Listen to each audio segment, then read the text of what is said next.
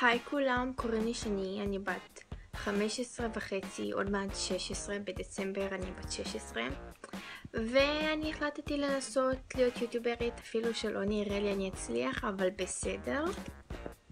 אם אתם שואלים אותי למה אני רוצה להיות יוטיוברית, אז אני אסביר לכם.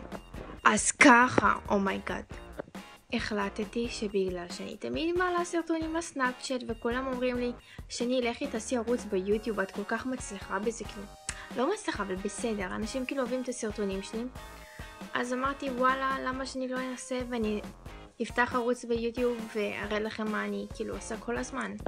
סוג של בקטנה ליגל רז, להיות סוג של כמוה, אני לא מחכה אותה, פשוט זה מה שיוצא לי ואנשים אומרים שאני דומה לה. אני השדרוג שלה, שדרוג למעלה. כאילו אני הולכת לעשות מלא סרטונים שכאילו מה הולך בחיים שלי והולך בחיים של מלא אנשים, ואתם תראו את זה ואתם תבינו למה אני מתכוונת, ואני יכולה להיות בן אדם מאוד מציק ומאוד מצחיק ואתם תראו את זה, ויש לי כרגע טיקי בעין וזה חופר לי ואני עצבנית, אבל בסדר, נמשיך. ככה, אז אני בת 16 כמעט, כמו שאמרתי, ואני גרה באשקלון. אשקלונים, תזדהו ותגידו שאתם מאשקלון. דרום עולה, סתם. אני עולה לכיתה י', נולדתי ב-2000, לא שלמישהו אכפת, אבל בסדר.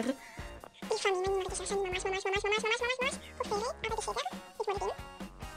קיצר, הפואנטה שלי, אני הולכת לעשות סרטונים מצחיקים, אני אראה לכם מה עובר עליי, אני אראה לכם את חברים שלי שהם ממש כאילו אנשים קיצר פתחנים, אבל בסדר, כי גם אני פתחנית, אז אני מסתובבת עם פתחנים, שזה שילוב מעולה.